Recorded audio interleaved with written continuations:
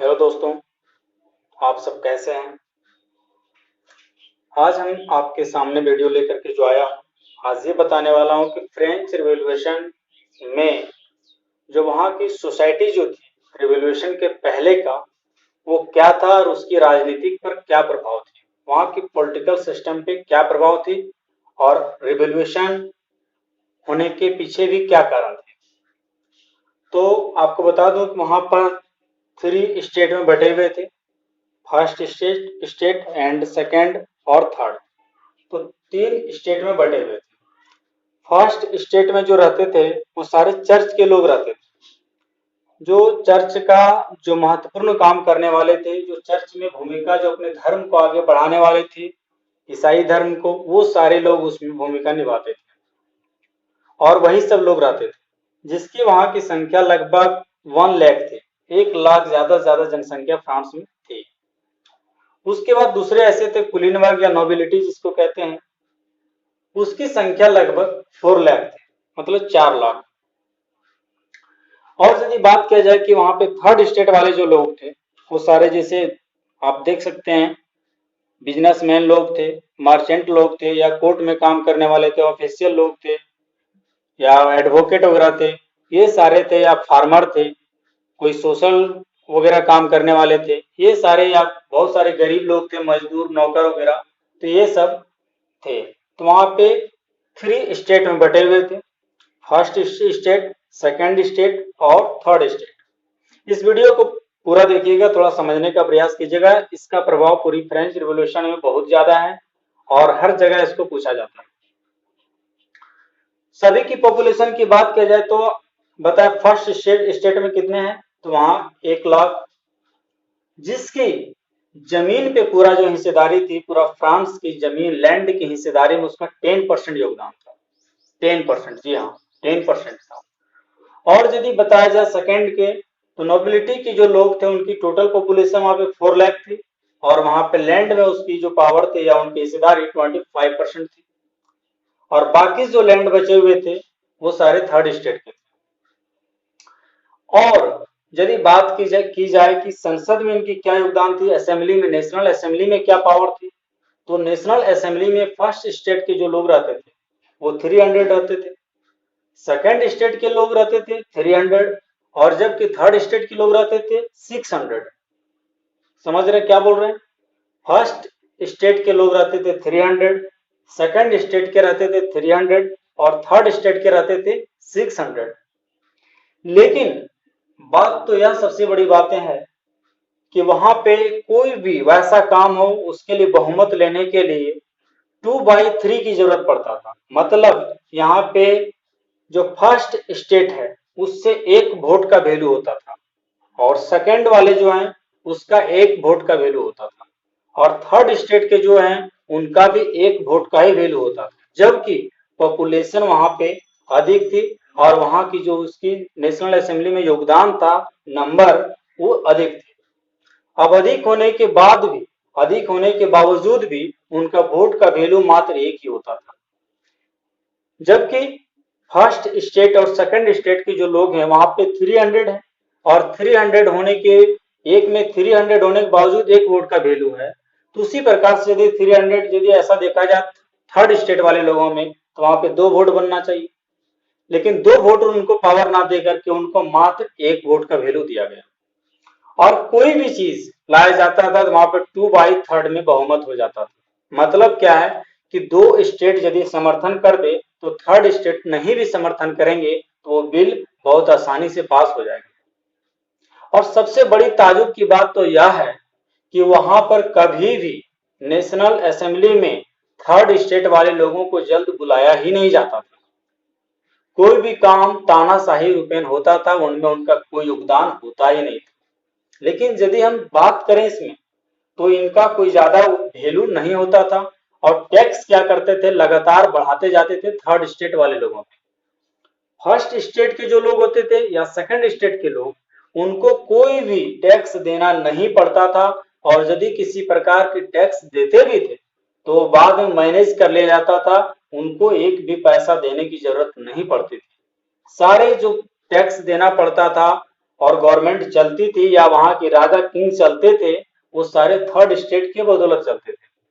अब third state से लोग पैसा लेते थे और फर्स्ट स्टेट और सेकंड स्टेट वाले जो लोग होते थे वो बड़े बड़े महल राजमहल बनाते थे और राजशाही जीवन जीते थे। ये सारे राजशाही जीवन जीते थे और थर्ड स्टेट वाले पर इन लोग टैक्स बढ़ाते चले जाते थे। परेशान होते थे कौन? तो थर्ड स्टेट वाले। वहां पे यदि टोटल पॉपुलेशन की बात किया जाए तो लगभग 2.7 करोड़ उस समय की पॉपुलेशन थी। उस समय की लगभग, यह जो हम डेटा आपको दे रहे हैं वो 1715 तक की बात है। टोटल वहां पे 2.7 करोड़ लोग वहां पे रहते थे उस समय। अब बताइए इतने में यदि देखा जाए टोटल, तो सेकंड स्टेट वाले टोटल कितने हैं? तो 4 लाख। और फर्स्ट स्टेट वाले कितने हैं? 1 लाख। जबकि थर्ड स्टेट में संख्याएं तो ज्यादा है, और थर्ड स्टेट में संख्याएं ज्यादा है, पॉपुलेशन अधिक है, तो उनका वहां पे योगदान अधिक होना चाहिए। होना चाहिए ना? होना चाहिए। जबकि उनका योगदान वहां पे नगण्य रखा गया है। सिर्फ तो सिर्फ पावर चलता था किसका? तो फर्स्ट स्टेट के और सेकंड स्टेट के। और फर्स्ट स्टेट के जो लोग होते थे वो राजा के अपने आदमी होते थे, और सेकंड स्टेट के लोग भी राजा के अपने ही आदमी होते थे, वो जुड़े हुए आदमी रहते थे। और जो भी होता था वो फर्स्ट और सेकंड ही बात विमर्श अपना करते थे कि मुझे क्या करना है, और वो अपना ही मर्जी से कोई भी काम कर लिया करते थे। वो 175 ईयर से जब से रिवॉल्यूशन हुआ, तो जब रिवॉल्यूशन वहां पे लगभग 1789 में फर्स्ट बार, 1789 में याद कीजिए, फर्स्ट बार वहां पे नेशनल असेंबली में सबको बुलाया गया था। उसके पहले लगभग किसी को भी नेशनल असेंबली में थर्ड स्टेट वाले लोगों को बुलाया नहीं गया था। जो हम एक थोड़ा सा छोटा सा फिगर दिखाते हैं आपको, इस शायद इसमें पूरी दिया गया नहीं है लेकिन दिखाते हैं। कुछ वहां पे सेना वगैरह का योगदान या उसमें मिला जुला दिखाया जा रहा है।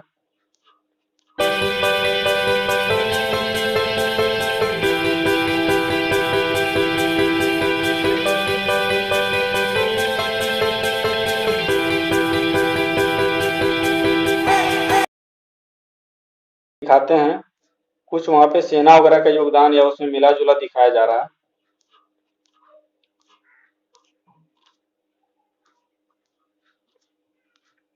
देखिए यहाँ पे कुछ ऐसा दिखाया गया है, जो पूरी तो उस प्रकार से नहीं, लगभग इसमें सैनिक वगैरह को भी योगदान दिया गया है, सारे मिली जुली दिखाया गया है। तो वहां पे थर्ड स्टेट का काम ज्यादा होता था, थर्ड स्टेट मेहनत ज्यादा करते थे, जबकि ज्यादा से ज्यादा फायदा कौन लेते थे?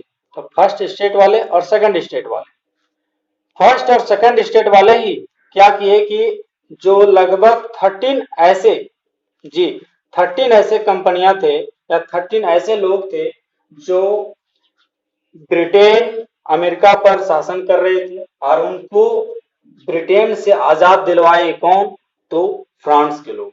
और फ्रेंच के लोग दिलवाए तो बताए थे कि वो इसलिए दिलाए थे क्योंकि वो ब्रिटेन से बदला लेना चाहते थे। लेकिन कारण तो यहाँ यह था कि पैसा जो टोटल टैक्स देना पड़ता था, टोटल डिफेंस सेक्टर पर खर्चा जो होता था, वो थर्ड स्टेट को अदा करना पड़ता था। और फर्स्ट स्टेट वाले को तो कोई टेंशन नहीं होता था, वो सारे मजे, वो बड़े बड़े राजमहल बना रहे थे। अब वो राजमहल बना रहे थे जो उनकी राजा की लुई 16 की जो रानी थी, वो बड़े राजमहल में रह रही थी, राज कर रही थी। जबकि वहां के जो गरीब लोग थे, सारे फार्मर लोग थे, वो परेशान थे। जो फार्मर लोग थे वहां पे टोटल खेती करते थे, और खेती करके वहां पे जो भी होता था उनको, वो राजा से उनको ऑर्डर लेना पड़ता था। जी हाँ, राजा उनको जैसा अलाउ करते थे उनको वैसा करना पड़ता था। थर्ड स्टेट को सबसे ज्यादा परेशानी होता था, जबकि पॉपुलेशन उनका ज्यादा था, उस देश में योगदान सबसे ज्यादा उनका होना चाहिए उन कंट्री में, लेकिन उनका वहां पे कोई भी योगदान नहीं रहा। और बात की जाए तो थर्ड स्टेट को यह भी था कि टोटल जितना खर्च होगा उस टोटल खर्च में चर्च के लिए, जी हाँ, धार्मिक टैक्स लगता था 1/10। जी हाँ, 1/10, टोटल का 1/10 भाग जो होगा वो किसका नाम से होगा? तो चर्च के नाम से, धार्मिक के नाम से वो धार्मिक टैक्स देना पड़ता था। जैसे हमारा देश में भी लगा था, जी हाँ, जजिया टैक्स आप सुने होंगे, जजिया कर। जी हाँ, जजिया कर, ये भी हमारा देश में मुगलों ने लगाया था। हमारा देश में जजिया कर, जजिया टैक्स, जो एक धार्मिक टैक्स था, इस्लाम को बढ़ावा देने के लिए यहाँ पे टैक्स लेता था। किससे? सारे हिंदू हिंदू लोगों से यहाँ पे जजिया टैक्स लगाया गया था आपका, जो यहाँ के लोगों ने काफी विरोध किया था कि हमारा हिंदू लोग या हिंदुइज्म का जो धर्म है उसको बढ़ावा ना दे करके हम इस्लामिक को बढ़ावा देने के लिए खर्च क्यों करें। दुर्भाग्य की बात तो यह है कि अभी भी हमारी गवर्नमेंट बहुत सारे टैक्स लेती है उसके नाम से। जैसे अभी भी हमारा देश में बहुत सारे मंदिर का पैसा जो होता है उस मंदिर की पैसा को गवर्नमेंट लेती है और उसको खर्च कहाँ किया जाता है, इस्लामिक लोगों में, बताइए। या वो यदि कहीं पर जाते हैं जैसे मक्का मदीना उनको जाना है तो मक्का मदीना जाने के लिए उनको सब्सिडी सरकार देती, तो पैसा कहाँ से लाते हैं, हमारे मंदिर वाले पैसे जो होते हैं वो उनको वहां पे फ्री करते, बताइए, उनको सब्सिडी देते हैं। तो इस प्रकार की हरकत अभी भी हो रही है, लेकिन बंद बहुत सारी चीज हो रहे हैं और होना भी चाहिए। तो इस प्रकार से क्या होता था कि वहां के जो थर्ड स्टेट के लोग थे फ्रांस के, सारे लोग परेशान हो गए थे। और जो वहां के लुई 16 जो राजा थे वो अपने राजशाही जीवन जीते थे और चाहते थे वो क्या कि हम दुनिया पे शासन करने के लिए, ब्रिटेन को बदनाम करने के लिए हम तरह तरह की युद्ध लड़े। लेकिन होता यह भी था कि युद्ध जो लड़ते थे वो सभी युद्ध लगभग हार जाते थे। अब युद्ध लगभग सारे हार जाते थे तो वहां के जो अवाम थे, वहां के जो पीपल थे, जो जो गरीब लोग थे सारे, वो परेशान हो जाते थे कि हम इतना टैक्स, इतना मेहनत करके हम गवर्नमेंट को देते भी हैं, फिर भी हमारी गवर्नमेंट हार जा रही है युद्ध को। तो कोई भी युद्ध को हार जा रही तो वहां के लोग में असंतोष पैदा हो गया था। और असंतोष यदि पैदा हो जाएगा, सब में यह लगेगा कि नहीं हमारी गवर्नमेंट कुछ कर नहीं रही, हम पीछे हट रहे हैं, तो वहां के लोग उसका विरोध करने लगे, उनका खिलाफ आ गए, जिससे वहां पे रिवोल्यूशन बढ़ गया। और रिवोल्यूशन बढ़ गया। थर्ड स्टेट में ऐसे भी लोग दो दो टाइप के थे। एक टाइप ऐसा थे जो कुछ अमीर थे और एक थे जो पूरी गरीब थे, जो मजदूर लोग थे जिनका कोई जमीन था ही नहीं, वो किसी के जमीन पे अपना खेती वगैरह करते थे, तो अपना जीवन यापन किसी तरह से वो करते थे। तो जो वहां पे अमीर लोग थे कुछ, जो थर्ड स्टेट में कमर्शियल ग्रेड के जो लोग थे, तो उन लोग ही वहां पे रिवोल्यूशन को आगे बढ़ाया और फ्रेंच रिवोल्यूशन में तानाशाही शासन से मुक्ति दिलाया। तो आज हम आपको इतना ही बताए। बहुत बहुत धन्यवाद। आपको यह वीडियो कैसा लगा एक बार हमको जरूर बताइएगा और एक बार लाइक शेयर जरूर कीजिएगा। बहुत बहुत धन्यवाद। Thank you so much.